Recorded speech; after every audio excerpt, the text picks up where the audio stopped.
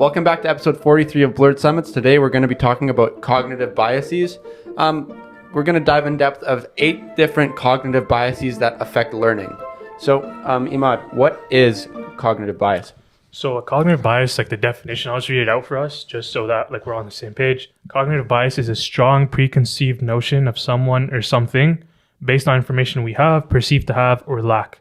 These preconceptions are mental shortcuts in the human brain produces to expedite information processing. So basically, it's when your brain will just assume something based on the information you have rather than looking at all the factors and kind of doing your research. It'll just jump to conclusions, basically. Right? So for today, we have 8 that we're going to go through. And, since we're all students, we picked 8 that kind of affect learning. Yeah. Right? So what we'll do for this episode is I'll just kind of list them, kind of define them quickly. And if we have any like personal examples that come to mind, we'll kind of go off of that. No, we'll just run through them here. I think everyone's guilty of these cognitive biases, right? Like, with them being cognitive, half the time you don't even realize you're doing them, right? Like, you have to be consciously thinking about what's going on to realize, hey, I'm doing these things without even realizing it, giving people unfair opportunities or making unfair calls just because of what you're thinking in your head. Okay, so the first one I have is called availability heuristic. And it's when we use like the first example that comes to mind, like when we're making judgments. For example, let's say you're in a debate, someone asks you a question, or you're not even in a debate, you're arguing with a person, you'll just use the first argument that comes to mind. Rather than like thinking about it, right? And this usually happens like heat of the moment, right? Or, I'm sure we're all guilty of this, like it doesn't have to be in the heat of the moment. It's like sometimes when we just want to get an assignment over with or whatever, we'll just use like the first example that we think of rather than doing our research. But I think I'm guilty of this. I'm pretty sure you were too. We had this sociology paper that we wrote last week. First thing that came to mind, I'm like, I'm going to write about that. Right? So just the easy way, I guess, like it's the most convenient thing in your mind. It's like, okay, first thing that pops to mind must be the best thing. It's not necessarily the best thing to talk about, right? Yeah, exactly. For my final paper, I had a good idea. I was like, okay, bam, good enough. I'm pretty sure I'm doing the same thing for my English final paper. It's a pretty bad trend, but that is definitely something like. So the idea with cognitive biases or biases, or however you want to say it, is the idea that even if you are aware of them, you can't help but do them. Is that the idea behind it? No, I feel like you can be aware of them and work towards them, but I feel like you'll still have them. I think like or these are like inherent things. It's like inherent things that you do it with. Like when you're not realizing it, you're doing these things. But I think if you become aware of it, it's like, oh wait, like with our English paper, right? It's like, oh wait, I'm just doing this thing where I'm just pulling the first thing I think of, and doing it. You can fix it, or at least try to minimize. Like you probably have to actively work to keep making sure you don't do it. But these are things like they're subconscious, right? And as soon as you bring them consciously, you can eliminate them. I think it's like breathing, bro. Like breathing, you do that all the time. Don't do this.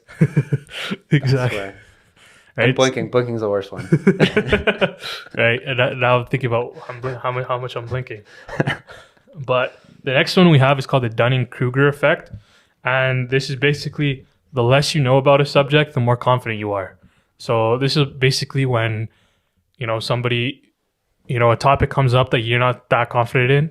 I mean, you don't know a lot of information about, and you think you know everything about it, right? Like, for example, we've all heard of people that, like, the more they learn about a certain topic, the more questions they have. Yeah. Right? And, like, the less you know about it, the more confident you think you have the answers.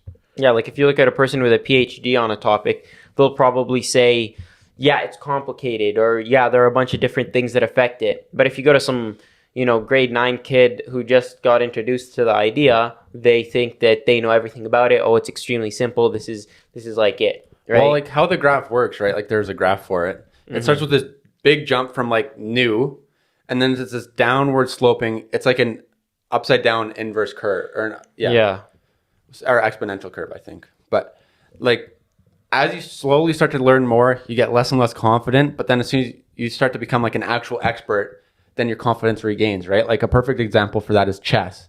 Like at chess, when you're a beginner, you're like, I don't know what I'm doing for a brief moment.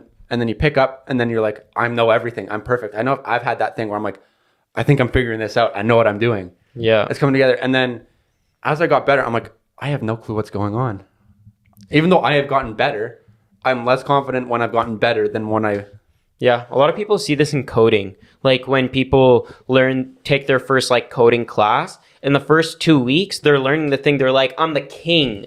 I'm the king of Was that coding. you with yours? It's no, I was just bad from the beginning. But because you learn like the first, basic tags, basic things, and you make your first little web page and everything works great. And so you think like, oh, I'm amazing at coding. And then like the more people learn it, the more they're like, oh my goodness, what did I get myself into? Well, I think what it is you're skimming the surface when you're like a beginner, right?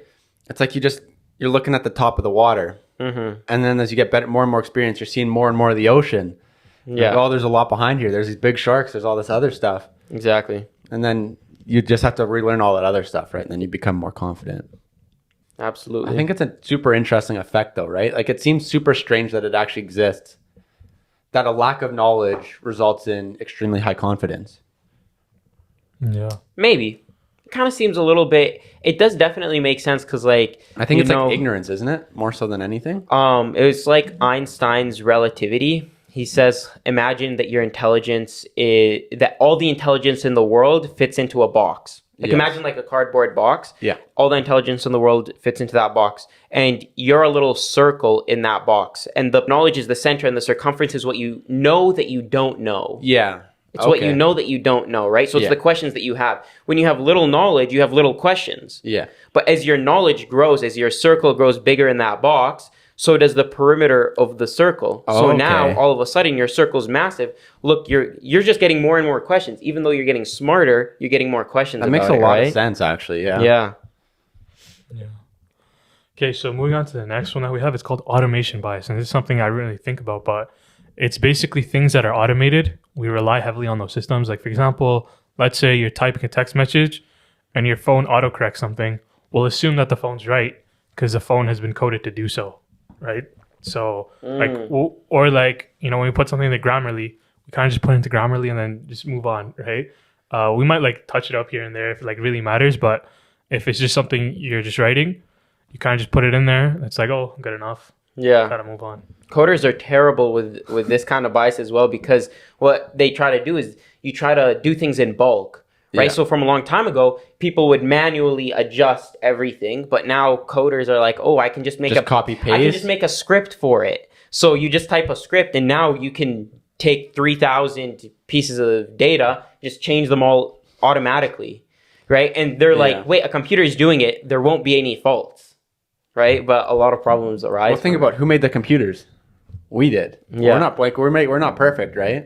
Mm-hmm. So how can we assume that therefore the computers are perfect if we're the ones who made the computers? Until they become fully like self-sustainable and can do their own stuff, that's even then I don't even know if you can trust them. But so what's the problem with automation bias? Is it just that you shouldn't have so much trust in automated processes, or? Yeah, I think the problem is like we don't think about it twice. Like we kind of let it do its thing. Like I feel like we're really gonna see this when like cars start driving themselves, right? Because right now it sounds like a cool idea, but there's all these like logic problems. Like for example, like what happens when it's like the trolley problem, right? When that happens when you're driving, right? So it's all these things where we need to maybe think more about it rather than kind of letting it do its thing. Well, I think the other issue, like with the electric cars, is even now people can turn on autopilot. There's people who like sleep with it even though they're not supposed to, right? And then something messes up with the car and all that stuff, right? And the person's at fault because Elon's like, hey guys, don't trust it. You have to have your hands on the steering wheel, be 100% there because you can't always rely on it, right? Like it's not perfect. As a student, I think where this bias falls into place is when you go online and let's say there's an equation, it's like, Boyle's law equation calculator or derivative equation calculator, and what you do is you just type in the damn thing and then you have no idea how it works. Yeah. But it spits out an answer to you and so you use it. And so exactly, if you don't know how it works, then you'll just be now it's online classes, everyone's cheating, so you just be copying and pasting these answers from the internet. Is kind of a good one for that one. It's like out of the ones I've had, that's probably the best one for math.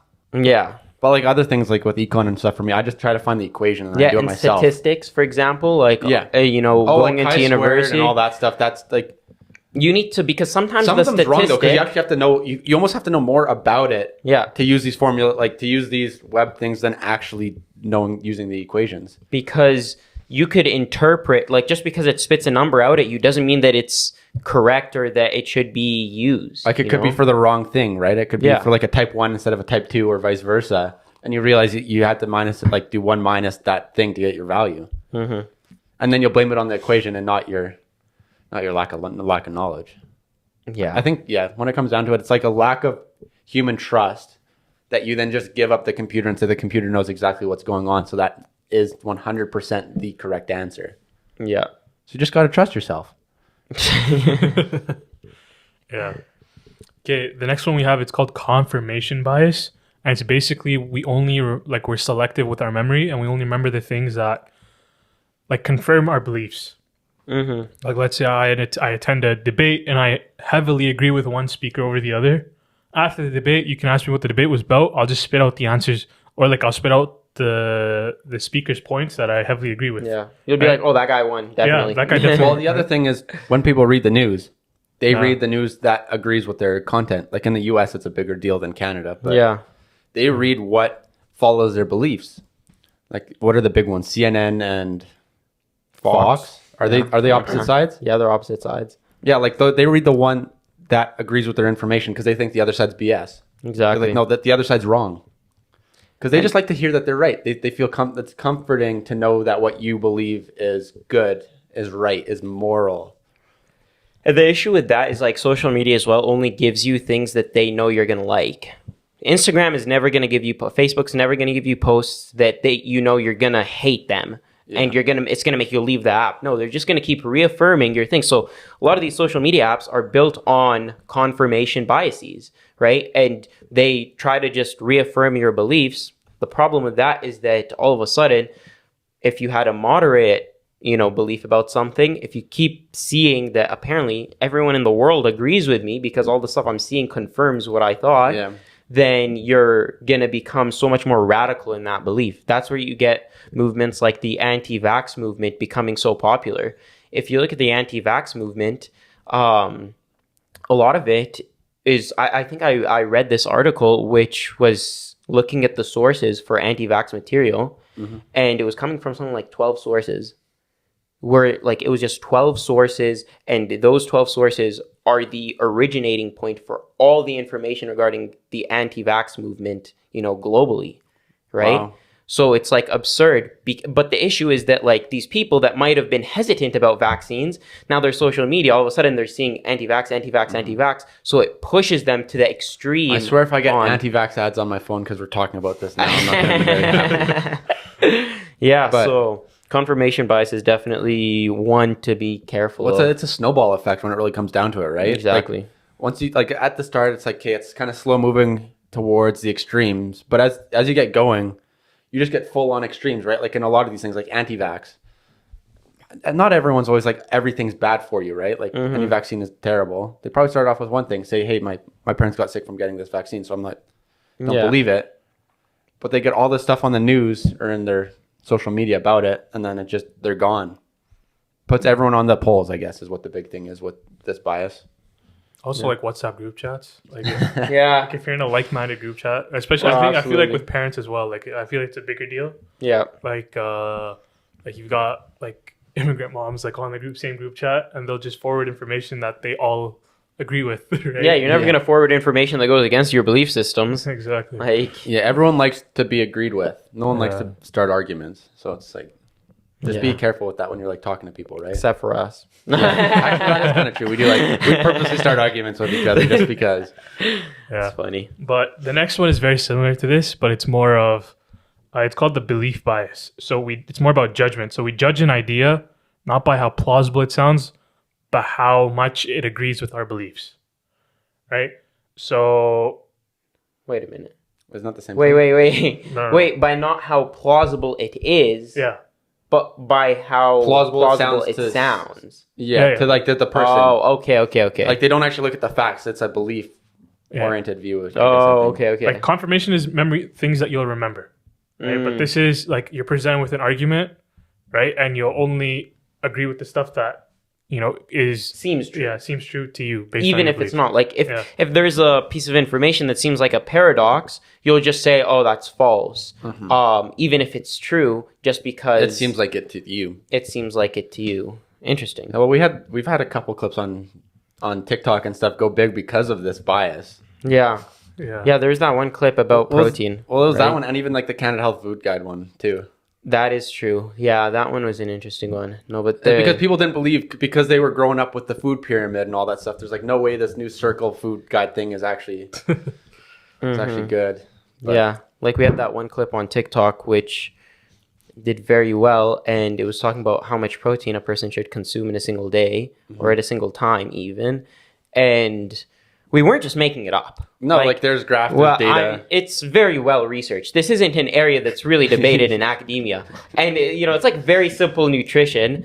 And I showed the graph and I showed like, okay, here is where the biggest impact of your protein consumption is going to be. I even put the damn graph on the TikTok clip. I honestly didn't think people were going to get like opposed to it because it's literally just information. Like I wasn't just speaking about it. Like, it really wasn't even that good of a clip when it comes down to it. I know. I was like, this is just very basic information, maybe whatever. But a ton of the comments in there were saying, no, that's wrong. Like that's just wrong. Yeah. And I can see where they're coming from because it has this belief bias, which is that, the general notion growing up with just nutrition is that if I eat more protein, I'm gonna get more muscle. Yeah, get stronger, bigger muscles. I'm gonna get stronger, bigger muscles. And so why would you tell me that after a certain point it's bad? Well, it's marginal, right? Like you lose it. They're like, no way, that's true. It can't be true. I learned all my life. And so the immediate thing is not to like question my own beliefs about it or see what the truth actually is. It's just to be like, no. Like just deny. No. Yeah. Well, a lot of the comments were like that. They weren't even quite like putting up arguments. They were just saying no cap. Yeah, can't be true. False, right? No, that was wrong information. Where's your source on the screen? Yeah, like the source was on the screen. So that's just an interesting example because I wouldn't have thought that belief bias would have been a thing in that particular clip, but it was definitely. Well, there. I think even us, like in our own life, we probably had these things, right? Where it's like, we kind of just completely disregard what someone's saying because we don't believe it's plausible. Yeah, that's actually something that in the sociology class that we're taking right now. Yeah, you said you're trying to work on it. I'm trying to work on it heavily because, my instincts and what I've learned over the past kind of goes against what the sociology class is teaching. And so one of the things that I'm really trying to emphasize is maybe I'm wrong. Maybe the professor does have a point to what he's saying, and maybe I am biased in my beliefs. So we're just trying to be really conscious about that. Yeah, just being aware of what you actually like. That kind of goes back to, was it confirmation bias, where it's like knowing what. No, it's the Dunning-Kruger effect. Knowing what you don't know. Right? Because if you're thinking all I focus on is what I 100% guaranteed know, then anything new, you're just going to say that's false. Yeah. That can't be true because this is what I know. Anything outside this bubble is false. Like this bubble is constantly growing, right? So you just have to be aware and of accepting of new ideas and then do some research, right? Like don't turn it down right away. Do some reading. Go figure it out yourself afterwards. Don't just let opinion and bias decide on what you think is true and false. Exactly. Absolutely.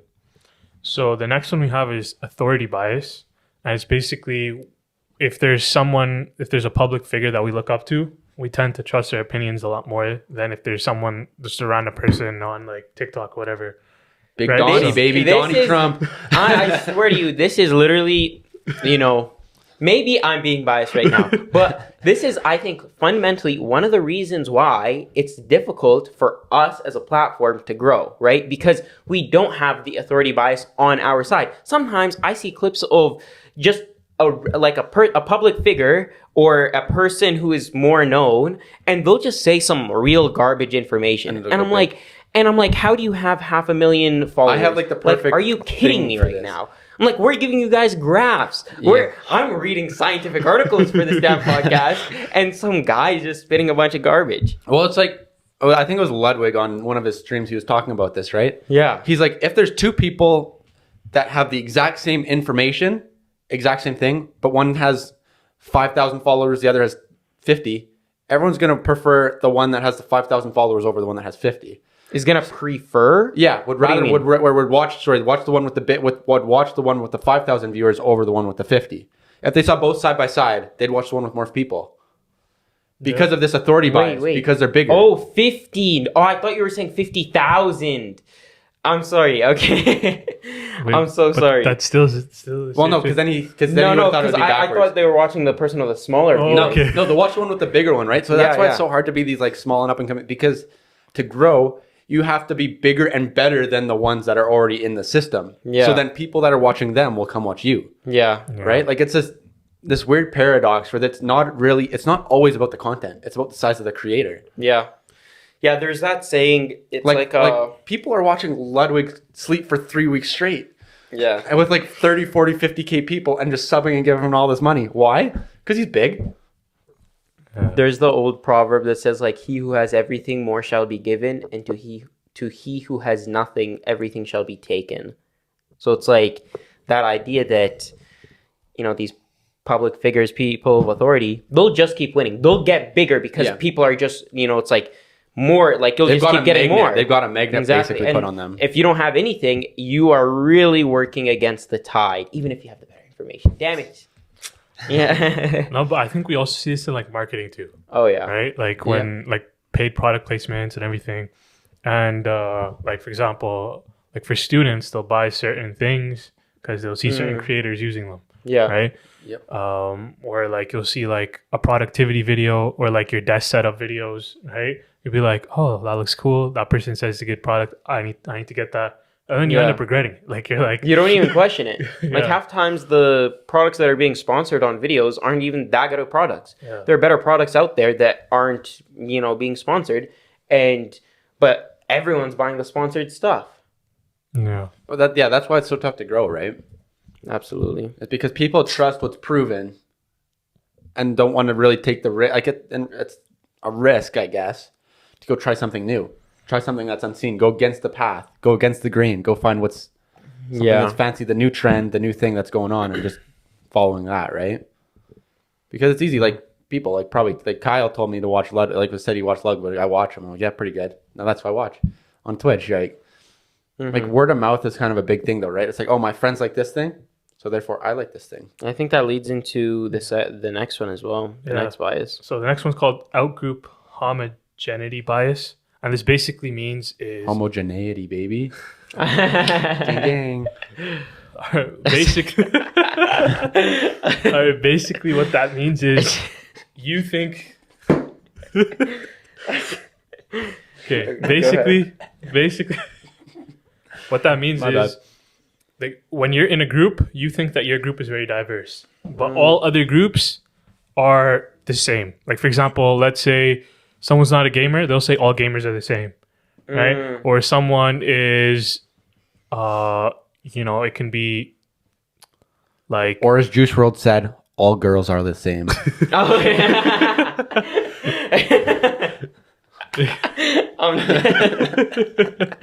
He was a guy, so that was the out group. That's right. Exactly. There we go. So Juice WRLD has this I won't quote anything else from him. We'll leave it there. Right? Funny.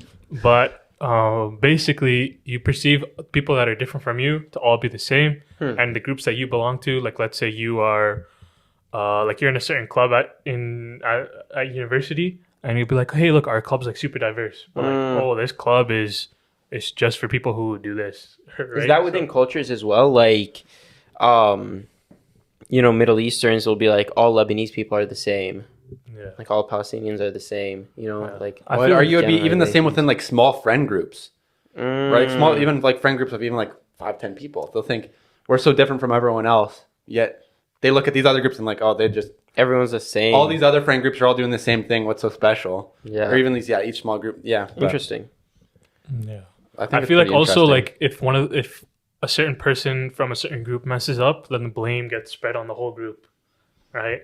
Like without going to, but like that's just a general rule. Yeah.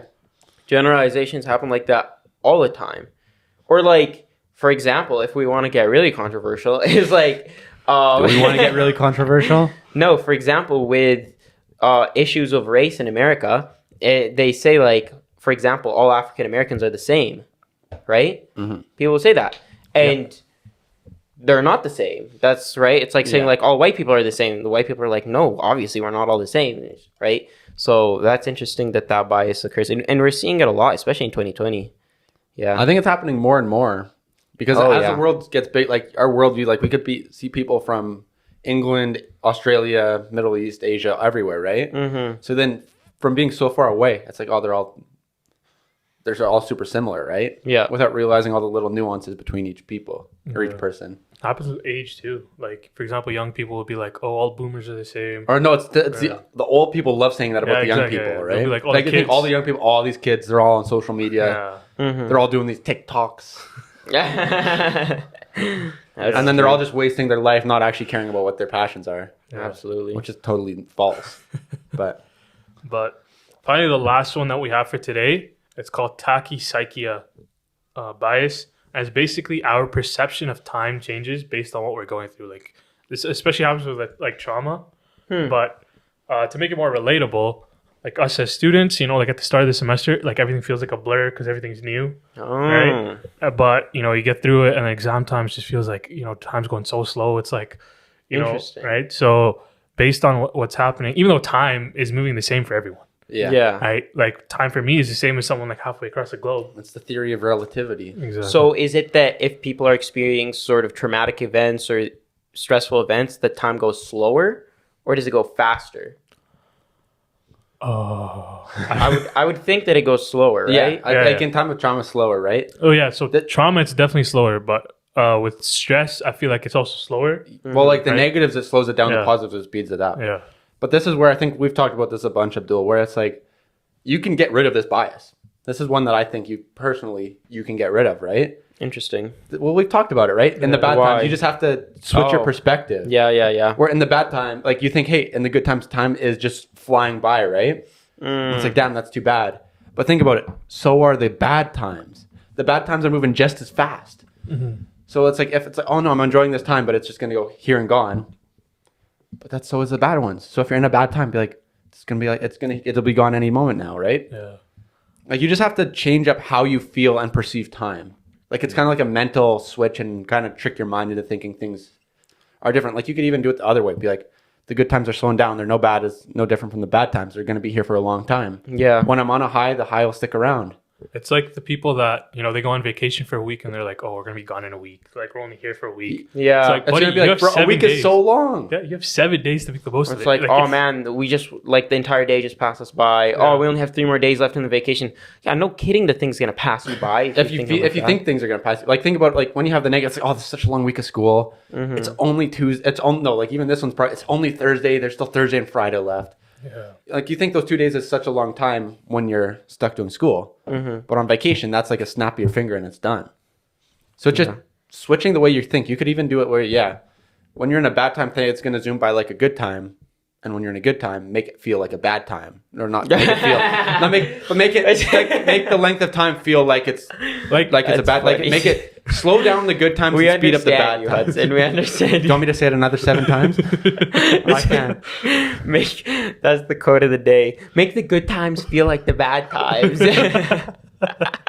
All right, that's amazing. Perception is everything. That's so great. Well. Yeah, there's a ton of cognitive biases, and I think there's like we just scraped the surface. We just scraped the surface, but it's definitely good to be aware of these so that we can maybe make a conscious effort to try and change them in ourselves for sure. Anyways, thank you guys so much for tuning into this episode of Blurred Summits where we spoke about cognitive biases.